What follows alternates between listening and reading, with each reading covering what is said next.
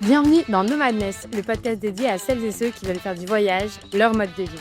Je suis Chloé, je suis nomade depuis 2023, je suis aussi freelance en communication et j'aide les acteurs du voyage dans le développement de leur stratégie de contenu.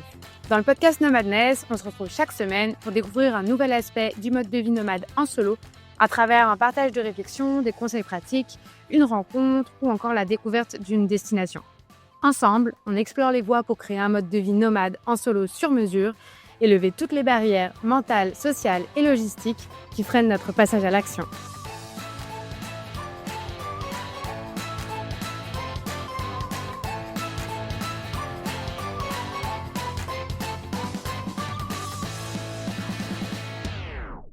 Peut-être qu'on n'est pas exactement dans le cadre classique de la société. De toute façon, tu es nomade, donc tu n'es déjà pas dans le cadre classique. Prends le temps de vraiment peut-être travailler sur toi, découvrir qui tu es en tant que personne. Ensuite, ce sera beaucoup plus simple d'être à l'aise avec les autres de façon saine.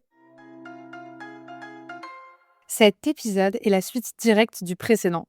Donc, si ce n'est pas encore fait, je t'invite à faire d'abord un petit détour par l'épisode 41. J'y reçois Sonia, qui est thérapeute pour expats et nomades, et on parle de relations amoureuses quand on est en voyage. C'est une super base pour bien comprendre ce dont on va parler aujourd'hui, la sexualité en voyage. Donc Sonia nous parle de sexualité à distance, de sexualité avec soi-même, avec d'autres, dans un contexte de voyage, d'adaptation quand on bouge souvent, quand on change de pays, de contexte culturel, etc. On aborde aussi les sujets du désir, de la solitude, des rencontres, de la communication, de sécurité, de consentement. Bref, vous l'avez compris, c'est un épisode riche et on est à peu près sûr de ne pas s'ennuyer. Si ça vous plaît, si ça vous aide, si ça vous inspire, surtout pensez à laisser une note au podcast. Ça m'aide énormément pour toucher davantage de personnes. Allez, bonne écoute. Hello Sonia, ravie de t'avoir pour la deuxième fois avec moi sur le podcast Nomadness. Pour ce qui sera aujourd'hui en fait la suite de la conversation qu'on a eue la semaine dernière où on a parlé des relations personnelles et notamment amoureuses quand on est nomade. Donc soit quand on est nomade et célibataire, soit quand on est en couple.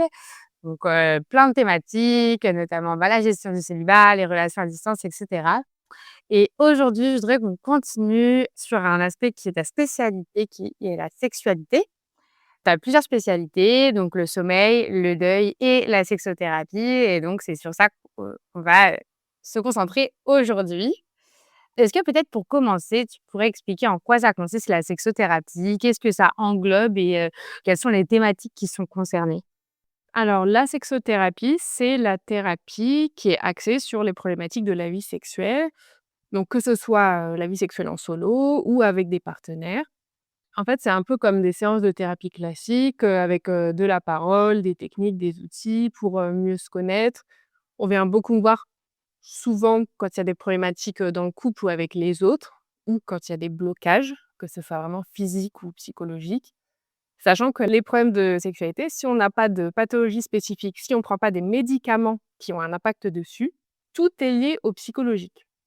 En fait, on ne se rend pas compte d'à quel point le psychologique rentre dans notre vie sexuelle, quoi, dans notre lit. Maintenant, ça se démocratise un petit peu plus, mais il y a beaucoup de personnes qui ont un petit peu de mal à venir pour des problèmes de genre, alors qu'en fait, pour moi, il ne faut pas hésiter parce que ça fait vraiment partie pour beaucoup de personnes de la vie quotidienne et ça peut soulager d'un grand poids. Ça marche. Alors peut-être pour commencer, est-ce qu'on pourrait rentrer en détail sur tout ce qui est sexualité, entre guillemets «à distance», c'est-à-dire, par exemple, quand on est en couple et qu'on a une relation à distance, parce qu'on voyage, qu'on est nomade, par exemple, quels vont être les challenges, pour la sexualité?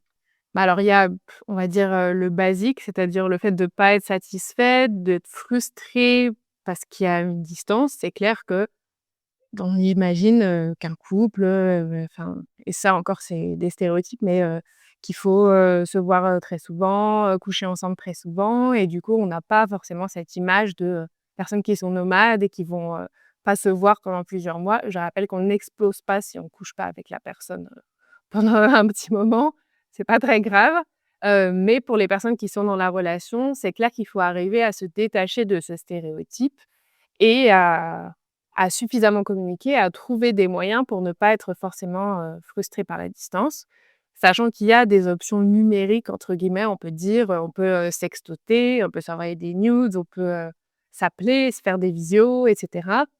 Après, il faut que ça convienne aux 2. Généralement, tu en as toujours un qui est un peu plus à l'aise là-dedans que l'autre. Il y en a un qui va être un peu plus demandeur, sachant que la force de la libido, du désir, souvent n'est pas la même selon les 2 personnes. Donc il faut arriver du coup encore plus à bien communiquer à ce niveau-là pour, arriver à s'entendre. Sachant qu'aussi, on peut bien entendu avoir une sexualité avec soi-même, ça n'empêche pas le fait d'être à distance et ça peut également être, une bonne alternative et il faut bien entendu communiquer. Quand on est à distance, de toute façon, on en avait déjà parlé, la relation à distance, elle est basée sur de la bonne communication et ça inclut aussi la sexualité. De dire: «OK, bah, là, est-ce que c'est possible qu'on s'appelle?» ou je sais pas, que tu m'envoies une photo et cetera. Ça dépend de comment la relation, elle fonctionne et de voir comment est-ce qu'on peut, gérer les frustrations de chacun. Est-ce que c'est OK, il y a une personne qui va gérer dans son coin? Est-ce qu'il y a l'autre qui intervient à certains moments et cetera? Ça, c'est que de la communication et le fait de pas penser que l'autre va nous juger aussi. D'être capable de dire: «OK, bon, bah, là, j'ai un petit peu en manque, qu'est-ce qu'on peut faire?» Oui, voilà. «Est-ce que c'est moi de mon côté? Est-ce que toi, tu veux venir?» et cetera. Sachant que le fait, d'être à distance, ça peut être top pour, la vie sexuelle aussi. Parce que du coup, il y a un vrai manque. Quand on se revoit, ça recrée un petit peu, du désir et cetera, chose qui peut un petit peu disparaître, quand on a une vraie routine. Et justement, quand tu parles de routine, est-ce qu'il y a des outils ou peut-être des rituels que tu recommandes ou qu'il y a certains de tes patients qui utilisent, qui sont par exemple nomades ou qui sont en voyage sans leur partenaire? Alors je dirais que c'est pas forcément des outils ou des rituels, mais c'est vraiment une façon de penser et pour moi, c'est voilà, bah, la sexualité en solo, elle doit être, assez développée. Après tout dépend si on a un couple, libre ou non. Mais il faut se dire que c'est pas parce qu'on est séparés qu'il faut rester absolument chaste et que, ça veut dire, pas de sexualité pendant X temps. Encore une fois, il y a, tout ce jeu qu'on peut faire à distance pour faire monter le plaisir et cetera et puis après on peut s'occuper de soi-même, chacun dans son coin ou bien en s'appelant, voilà, on n'est pas obligé d'être, totalement frustré, juste parce qu'on est à distance et la sexualité individuelle, elle peut être très satisfaisante, pour les 2. Donc voilà, il faut pas rester dans cette image, parce qu'on a beaucoup l'image du couple, bah, qui habite ensemble et qui fait rien, l'un sans l'autre, quoi. Qui a même pas de sexualité individuelle et cetera. Mais pourquoi? Parce que, bah, en même temps, ils habitent ensemble, même si l'un n'empêche pas l'autre. Mais à distance, en fait, il faut pas du tout penser comme ça. Et au contraire, je trouve que ça rajoute beaucoup plus de piment dans la relation, de savoir qu'on peut avoir quelque chose avec soi et quelque chose de différent avec l'autre.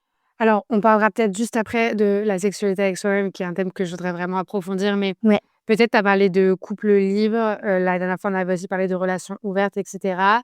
Est-ce que tu pourrais en parler un peu plus? Donc comment on gère ça? Quelles sont les spécificités, plus du point de vue vraiment, sexuel, peut-être aussi tout ce qui est, santé sexuelle, sur ce modèle-là?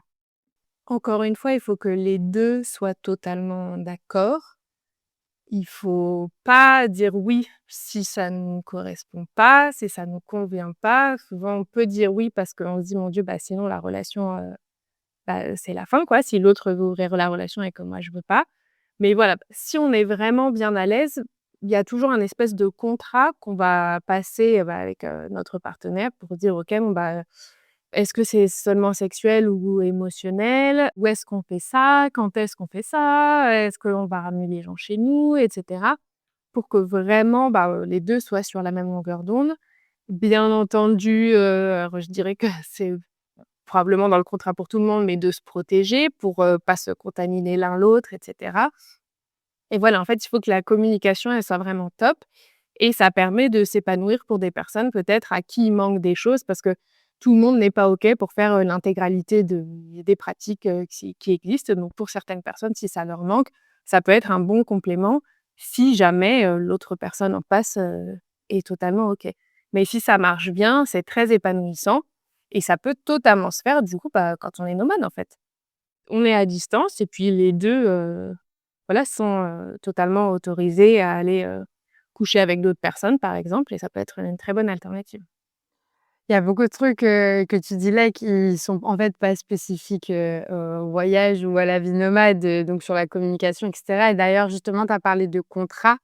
Je trouve que le terme est intéressant La communication, c'est pas forcément, évident. Il y a des différences en plus, parfois qui peuvent être culturelles, des différences entre, les hommes et les femmes. On n'a pas la même manière de communiquer parce que socialement, on n'est pas élevé de la même manière. Mais, est-ce que tu penses que le fait d'écrire, ça peut être, un bon moyen pour, la communication, pour formaliser un peu ce contrat justement? Bah, carrément, ça peut, comme ça, on est sûr qu'on est vraiment tous les 2 sur la même longueur d'onde. Après la communication, pour garder une communication qui soit saine, il faut pas rentrer dans ce qu'on appelle le triangle, dramatique, c'est-à-dire qu'il faut pas communiquer en persécuteur, pas en victime et pas en sauveur.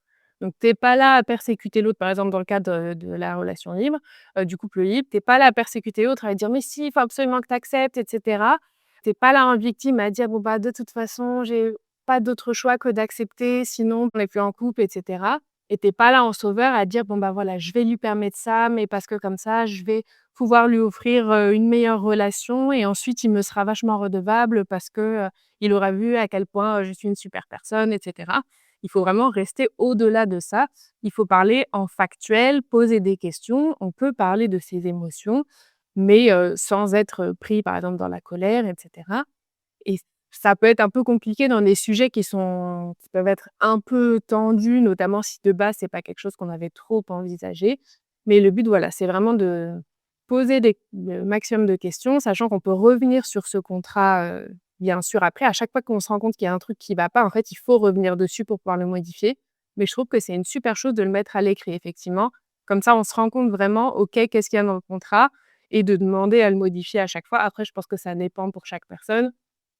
Si les 2 peut-être, sont OK, on avait envie, ça se peut se passer de façon peut-être un peu plus légère, mais pour des personnes peut-être, à qui c'était pas forcément venu en tête et qui sont pas encore familières avec la chose, ça peut être une bonne idée et puis ça dépend des personnalités. Ça peut être très sécurisant aussi de se dire: «OK, on a ces termes qui sont vraiment écrits et on sait qu'on peut pas les briser» parce que si on les brise, voilà, ça crée un réel problème dans notre couple, quoi. Sachant que dans un couple libre, il y a quand même le couple qui est au centre.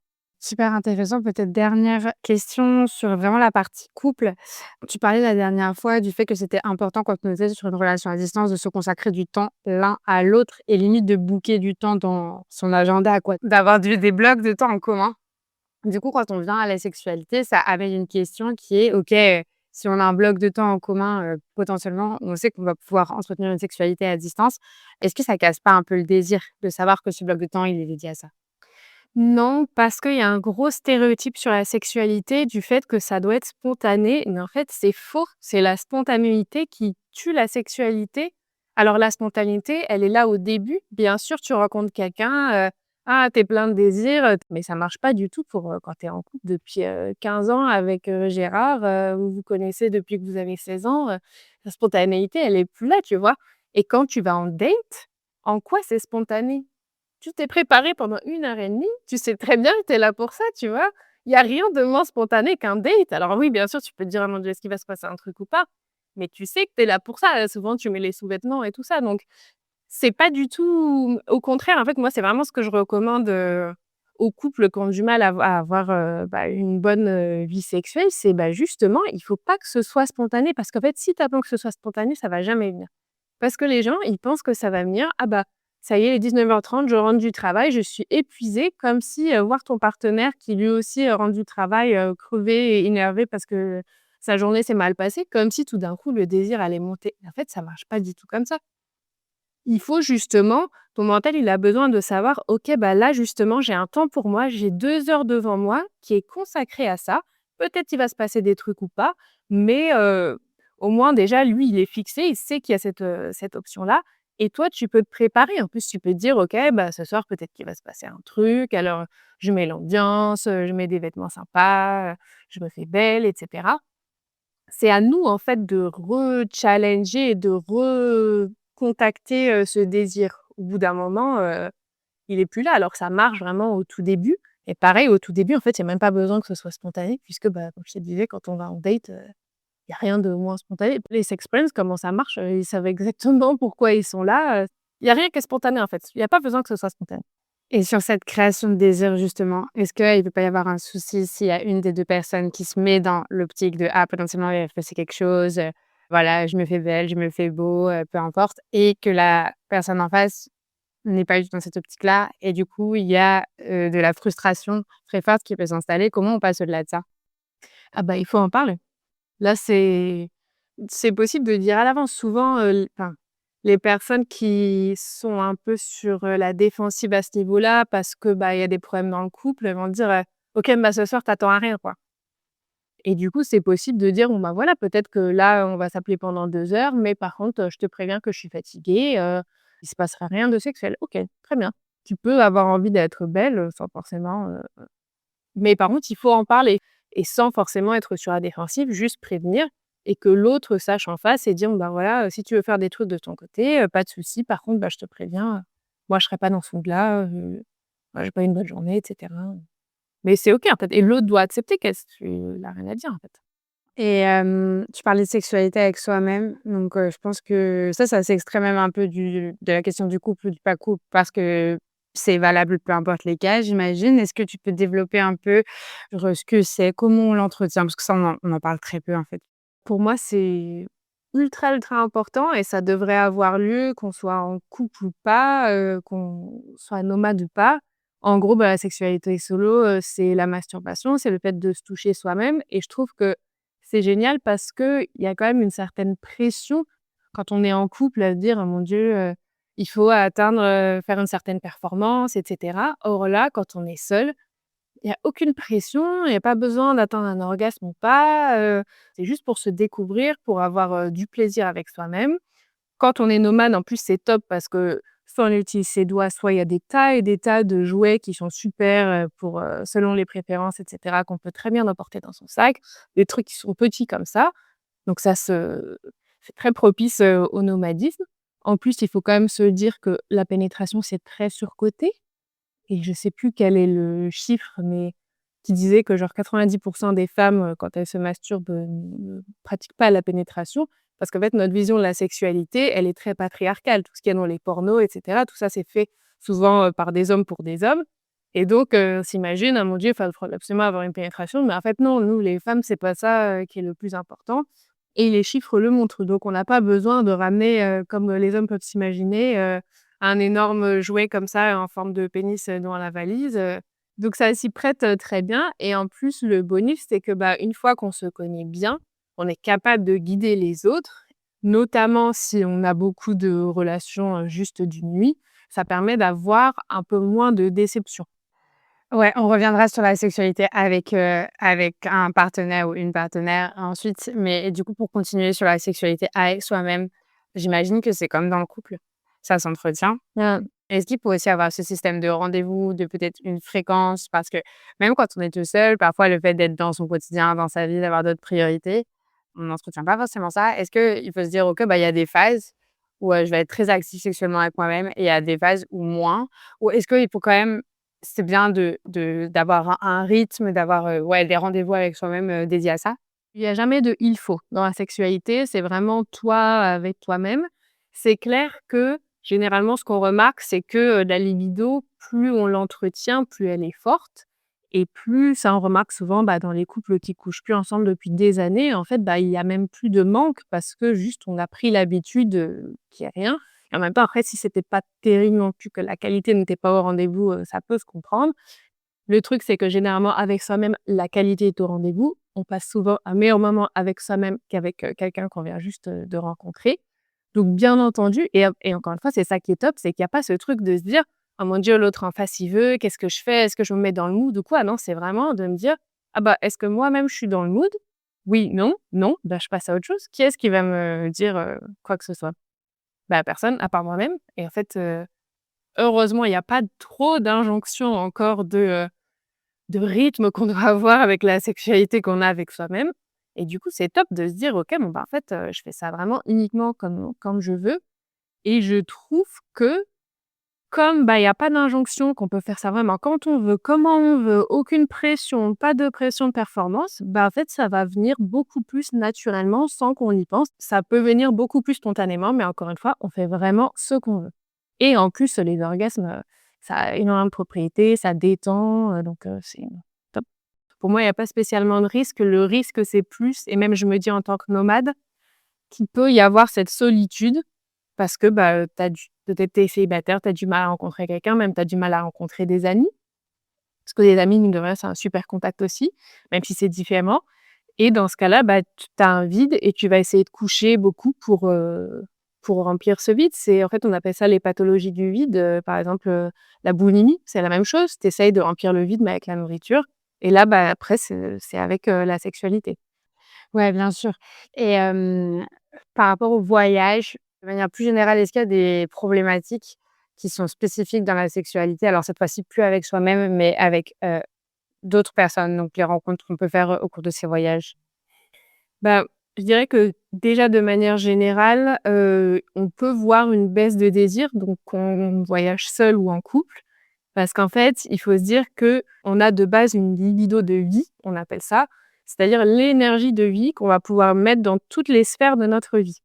Donc imaginons quand on était sédentaire, bon, bah, on avait notre vie qui était bien rangée et imaginons, bah, ma vie c'est 70 de boulot, loisirs et cetera et j'ai 30 pour mon partenaire et la sexualité. Donc ça veut dire j'ai 30 de mon énergie qui peut aller là. Mais quand ma vie elle change et que j'ai soudain plein de nouvelles problématiques parce que, bah, il y a tous les changements, il faut s'adapter au nouveau mode de vie, au nouveau pays, peut-être qu'il y a plein de problématiques, peut-être mon visa ça marche pas, l'administratif et cetera. Bah, si ça se trouve, j'ai 97 de ma libido de vie, de mon énergie qui est dans ces problématiques-là et ensuite j'ai 3 à consacrer à, peut-être mon couple et à ma sexualité. Donc forcément, c'est pas du tout pareil. Une fois que le rythme change, alors après ça peut stimuler aussi selon les personnes, sachant qu'il faut savoir que la sexualité, le désir et le stress, c'est totalement opposé. Donc dès qu'il y a du stress, la libido, elle baisse. Et en voyage, c'est limite un peu plus possible qu'on rencontre des problématiques inédites par rapport à la vie de tous les jours où bon, bah, voilà, j'ai EDF qui doit passer, c'est embêtant, mais est-ce que vraiment ça va affecter, ma libido? En voyage, les problématiques, elles sont un peu plus inédites. Parfois, on est seul pour les régler et cetera. Donc on a besoin de mettre beaucoup d'énergie dedans. Donc forcément, l'énergie qu'on va avoir pour la sexualité, elle est bien moindre. En couple, en plus, il peut y avoir, une désynchronisation parce que tu es fatigué, tu es stressé, tu as autre chose à penser. Ça se trouve, ça fait un peu des tensions dans ton couple. Donc il faut arriver à avoir envie au même moment et cetera. Le fait de pas trop avoir de lieu, approprié, ça aussi c'est compliqué et puis, bah, il faut se dire quand même que, enfin, notamment en couple, quand tu communiques pas beaucoup à ce niveau-là, il y a énormément de couples qui n'en parlent jamais, qui pensent parce qu'il y a ce truc de, c'est censé être spontané et après ils s'étonnent de, bah, pourquoi est-ce que ça vient pas? Mais oui, effectivement, après 20 ans de mariage, la spontanéité, n'est plus là, mais en fait, comme on n'en parle pas parce que c'est censé être, je vois cette personne avec qui, j'habite depuis 30 ans, le désir monte et on couche ensemble et cetera. Bah, on comprend pas pourquoi en fait ça vient pas et du coup, bah, c'est tabou et du coup, bah, on fait plus rien parce qu'on a peur d'en parler. Ouais et sur, la partie, couple, évidemment, je comprends. J'aimerais bien revenir sur ce que tu disais, c'est super intéressant sur le pourcentage de part de ta vie qui reste disponible, pour, ton partenaire ou la sexualité ou mais même, je pense que c'est vrai aussi quand tu as pas de partenaire, en fait. En fait, je suis d'accord avec toi sur le principe, mais je pense qu'il y a des gens pour qui ça peut être inversé, puisque la sédentarité a aussi vraiment son lot de contraintes et de stress. Oui. Alors oui, tu vas, devoir t'adapter quand tu es nomade, changer tous les mois de lieu, trouver un nouvel appart chaque mois. Ça, c'est vrai, mais à côté, tu as tout ce qui va être par exemple, tu vas pas avoir de dégâts des eaux, dans ton appart. Tu vas pas avoir beaucoup moins à faire le ménage, par exemple, parce que tu changes d'appart tous les mois. Donc tu vas jamais te taper, de, récurer, tous les trucs, voilà, parce que de toute façon tous les mois tu changes. Mmh. Enfin, c'est des petits détails comme ça, mais je pense que ça dépend des gens. Moi, par exemple, je sais que mon stress global de ma vie s'est vraiment énormément allégé quand je suis devenue nomade. Et puis il suffit que tu aies un travail que tu aimes plus, il suffit que la culture dans laquelle tu vis te corresponde mieux et tout et que ça change pas mal. Mais j'ai fait 2 épisodes qui sont dédiés aux avantages, l'un aux avantages du mode de vie nomade et l'autre aux inconvénients. Donc je pense qu'ils sont juste différents dans le mode de vie nomade et dans le mode de vie sédentaire et que chaque avantage et inconvénient peut peser plus ou moins à chacun. Que du coup, le pourcentage que tu auras libre pour ta sexualité, il peut effectivement se réduire beaucoup quand tu voyages, mais il peut aussi potentiellement augmenter pas mal. Exactement. Ouais, en fait, alors je te parle du négatif bien sûr parce que moi on vient pas me voir pour me dire: «Ah tout est génial, c'est juste pour discuter». Hem, mais oui, tu as des personnes pour qui, ça va être super et d'ailleurs, enfin, ça se sait dans les milieux nomades souvent, la sexualité elle est quand même, assez développé, surtout quand les gens, ils sont un peu installés et cetera et pour certaines personnes, une fois que tu as trouvé le bon endroit et cetera, bien sûr, ça te et tu vois, encore une fois, ça te libère, une partie de ta charge mentale que tu avais avant et du coup, hop, la partie qui était, pour les problèmes, bah, elle se réduit et donc, bah, tu as plus de libido de vie pour, bah, pour ta vie sexuelle. Donc oui, tout dépend vraiment des gens et je pense aussi ça doit dépendre de si tu voyages en couple ou non. Ouais, bien sûr. Alors justement, moi, j'ai plutôt me concentrer sur la suite de l'échange sur, quand on voyage solo parce que c'est l'axe, éditorial du podcast. Tout à fait. Qu'on soit, en couple ou pas, faut parler de la sexualité hors couple, donc quand on est, célibataire ou qu'on a une sexualité hors de son couple.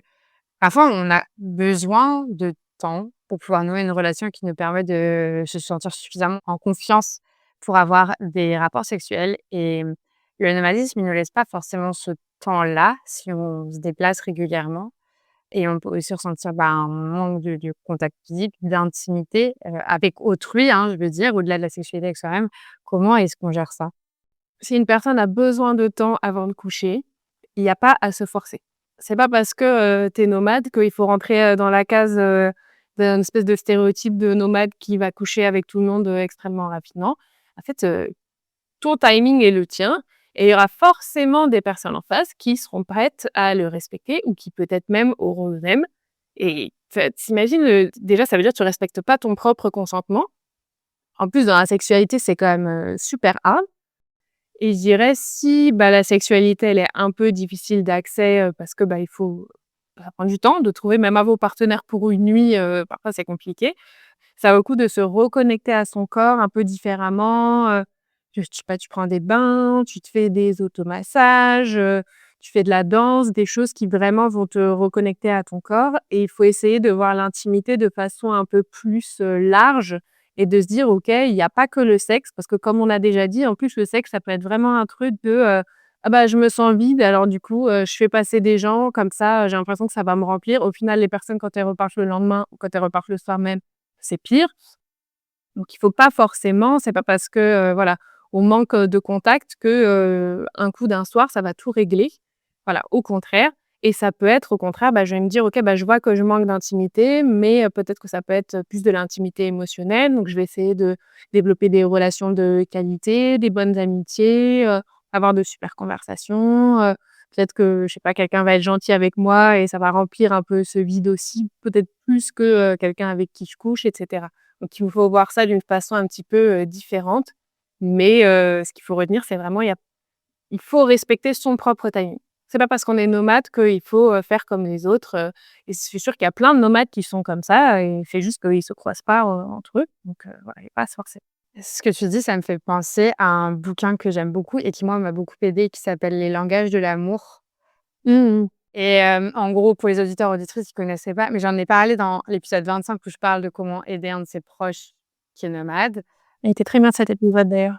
Je pense que c'est lié aux thématiques dont on parle, mais en gros, ce bouquin-là, la théorie, c'est que tu as une jauge d'amour, en fait et que pour être bien, tu as besoin que les autres remplissent cette jauge-là et pour remplir la jauge, il y a 5 moyens, 5 langages, en fait, de l'amour qui sont le service rendu, donc le fait d'aider quelqu'un, les paroles valorisantes, le cadeau, les moments de qualité, donc on va boire un verre, on passe un vrai moment ensemble et le contact physique. Et bon, c'est là où ça rejoint le sujet dont on parle aujourd'hui, c'est que pour les personnes dont le langage de l'amour, principal est le contact physique, je pense que ça peut être super dur, la situation dont je parlais juste avant Mmh. et d'ailleurs, c'est même au-delà de la sexualité. C'est-à-dire que le fait de faire un câlin à quelqu'un, un vrai câlin, genre ça peut me manquer. Le fait de juste dormir avec une personne, avoir le contact peau à peau, c'est ça qui va manquer et c'est ça qui va créer cette espèce de manque et peut-être ce que tu dis, c'est aussi trouver mes autres langages de l'amour qui seront peut-être pas le principal, mais qui vont quand même remplir ma jauge et investir dans ces langages-là, tu vois? C'est clair. Mais effectivement, les personnes qui ont ce langage-là, elles vont plus essayer de chercher à tout prix du contact, mais pas forcément, parce que c'est difficile de trouver du contact de qualité quand tu viens d'arriver. Comme tu disais, un câlin, mais tu vas pas faire un câlin à une personne que tu viens forcément de rencontrer et puis c'est un contact, mais qui doit te remplir aussi, quoi. Donc c'est pas parce que, avec cette personne, tu connais depuis 2 jours, tu peux plus, tu lui fais un câlin que ça va forcément avoir vraiment un impact. Donc oui, c'est un très bon conseil. Mais c'est vrai aussi dans tous les langages, en fait, hein, si ton langage, c'est les paroles valorisantes, bah, la parole valorisante de ton papa, qui va te dire, «Je suis fier de toi», ça va pas avoir le même prix que le mec que tu as rencontré, au meet-up du coin et qui va te dire, «Ah, elles sont cool tes photos» ou j'en sais rien moi. C'est quand même pas pareil, donc je pense que c'est vrai dans tous les langages. J'avais une autre question qui est liée justement au voyage et quand on voyage solo et qu'on peut être amené à rencontrer des personnes, sexuellement dans les différentes cultures des pays dans lesquels on voyage. Parfois, enfin même très souvent, je pense, les différences culturelles, elles se reflètent beaucoup dans la sexualité. Bon.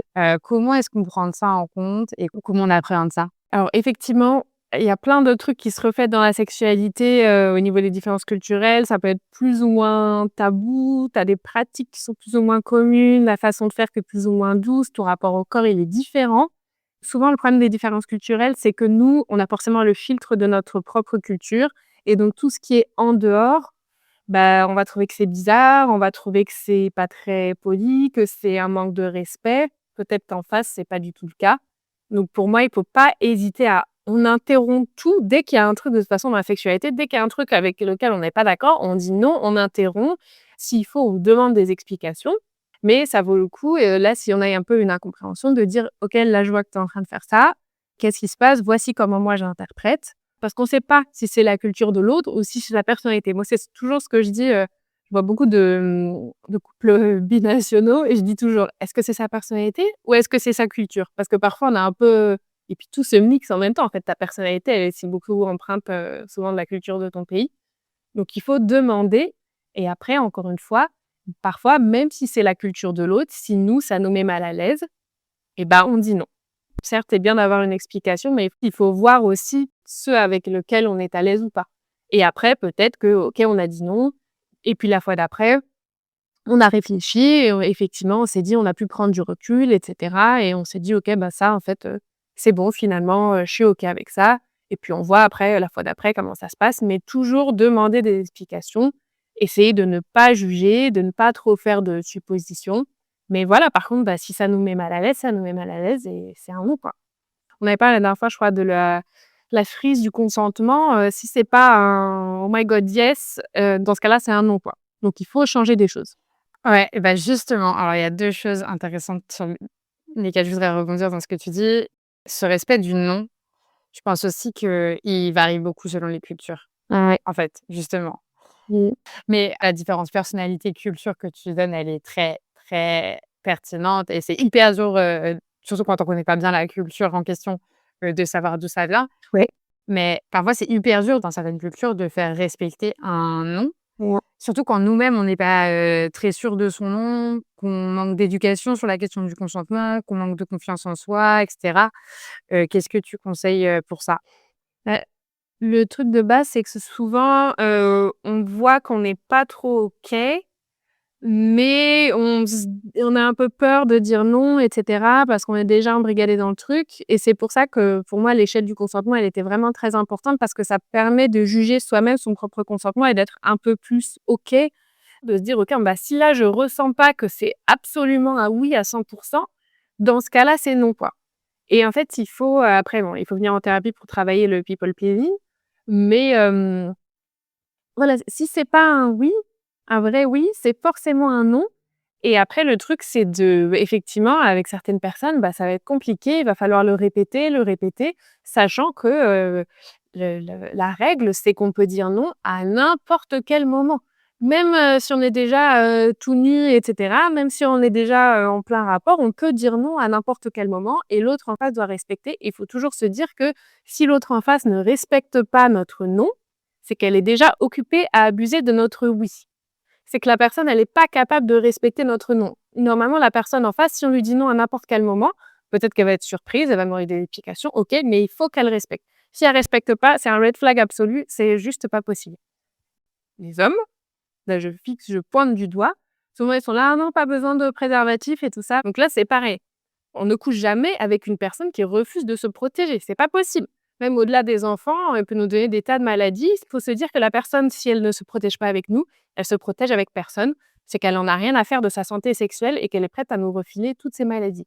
Donc non, on se protège toujours et si la personne refuse de se protéger ou qu'elle fait, je sais plus le mot, filthing, je crois que c'est, ou qu'elle retire le préservatif pendant, le rapport, mais c'est pareil, c'est considéré comme une agression sexuelle, un viol maintenant et tout de suite on arrête tout et là, enfin il y a même pas à penser. C'est un non tout de suite et on part, le plus vite possible.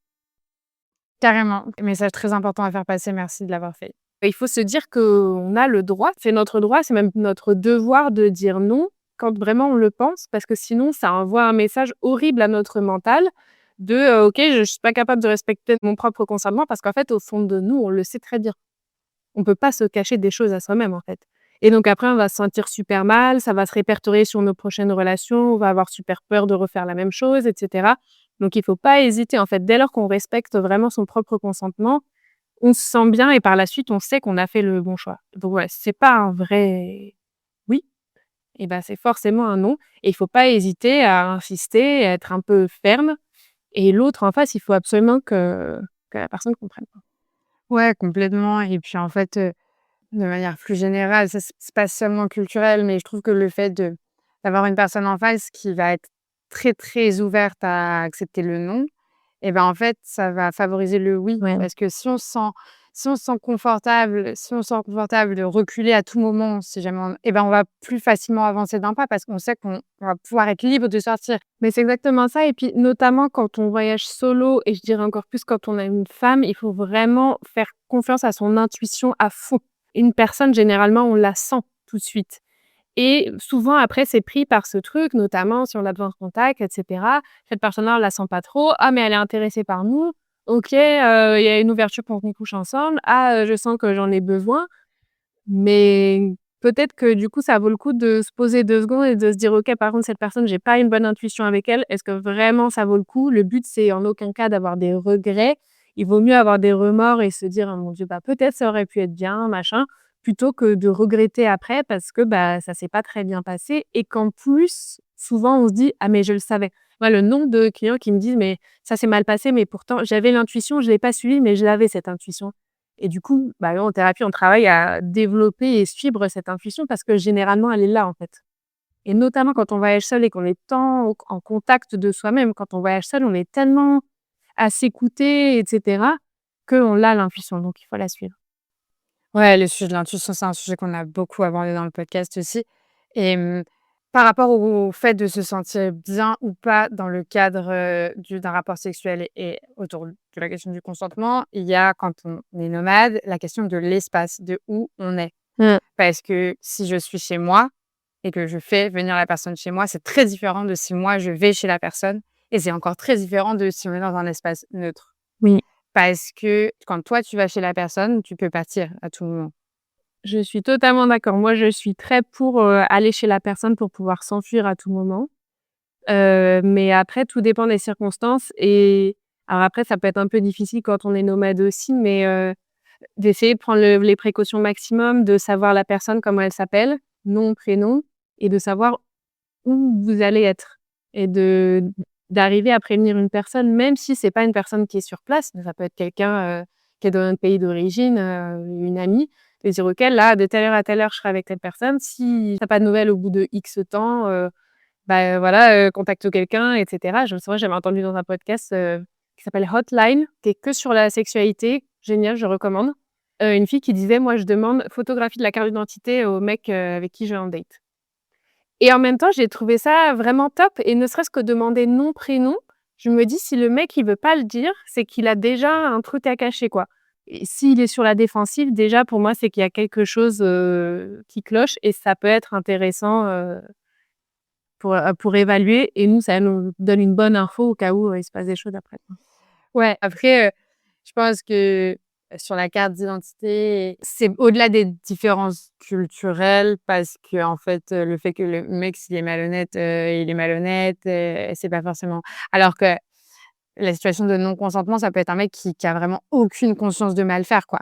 Ouais. Mais il y a des cultures qui sont quand même très, très macho, heu fonction aussi, bien sûr, ça va toujours être de l'éducation et tout, mais la personne, elle peut te donner sa carte d'identité et son relevé bancaire, en fait, elle va pas avoir conscience de faire quelque chose de mal, donc tu peux avoir plein de garanties, mais à la fin, par contre, l'intuition, c'est vrai qu'elle trahit rarement, donc je trouve que c'est un très bon conseil, ce que tu donnes.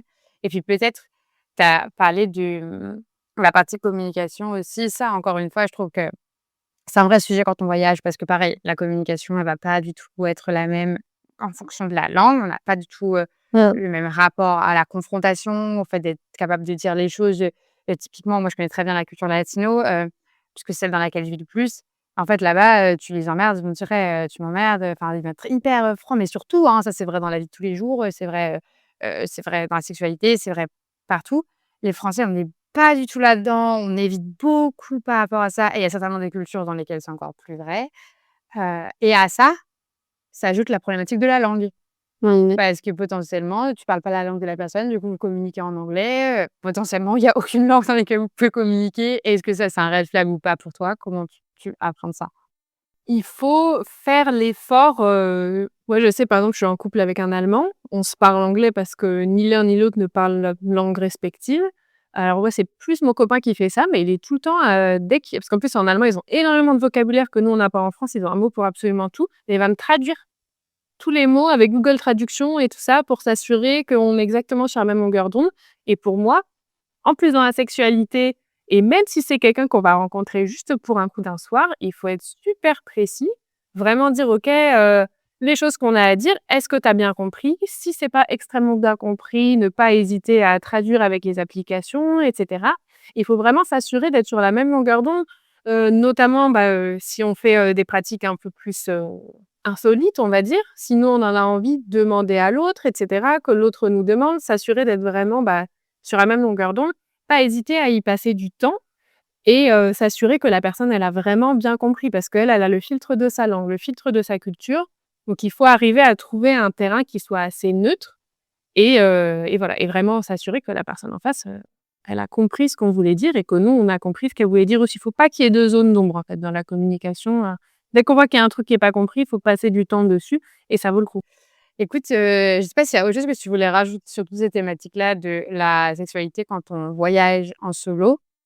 C'est clair, on parle de la sexualité, mais je voulais juste aussi dire que si on voyage et qu'il y a aucune sexualité, tout simplement parce que, on est célibataire et on a envie de coucher avec personne, c'est totalement OK. En fait, on n'est pas obligé d'avoir une sexualité quand on voyage, même dans sa vie dans sa vie de tous les jours, on n'est pas obligé d'avoir une sexualité. C'est un bonus si on en a envie, donc il y a pas à culpabiliser, si on n'en a pas. Quel est le message, s'il y en a un, que tu aimerais transmettre à celles et ceux qui se sentent un peu peut-être perdus dans leur vie intime, donc que ce soit amoureuse, sexuelle, en tant que nomade? Je dirais que, comme je disais avant, il faut pas se forcer, il faut pas paniquer, il faut pas absolument rentrer dans un stéréotype. Si pour le moment on est perdu et ça peut prendre beaucoup de temps d'arriver à se connaître, d'arriver à connaître son corps, d'arriver à savoir ce qu'on veut, d'arriver à trouver quelqu'un, il faut se laisser ce temps-là et il faut se dire que peut-être qu'on n'est pas exactement dans, le cadre classique de la société. De toute façon, tu es nomade, donc tu es déjà pas dans le cadre classique, donc te mets pas encore plus, des barrières. Et le la priorité, c'est de te faire passer toi en priorité. Donc prends le temps de vraiment peut-être, travailler sur toi, découvrir qui tu es en tant que personne et quand tu auras confiance en toi, là, ça pourra découler là-dessus. Mais voilà, si tu es déjà à l'aise avec toi, ensuite, ce sera beaucoup plus simple d'être à l'aise avec les autres de façon saine. Et voilà, le but, c'est de toujours, respecter son bien-être, sa sécurité, de pas, forcément, coucher avec n'importe qui pour essayer de se sentir bien si déjà au fond de soi, on se sent, pas très bien. Essayer d'avoir des expériences solo parce que ça donne souvent confiance et s'il y a besoin, pas hésiter à se faire accompagner parce que ça aide beaucoup aussi. Merci beaucoup, Sonia. Merci à toi, c'était super. À très vite, j'espère. Bye.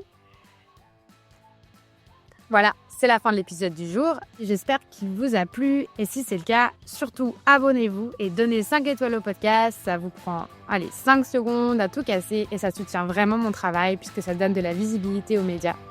Et puis si vous voulez suivre mes aventures nomades, ça se passe sur mon compte Instagram qui est en description.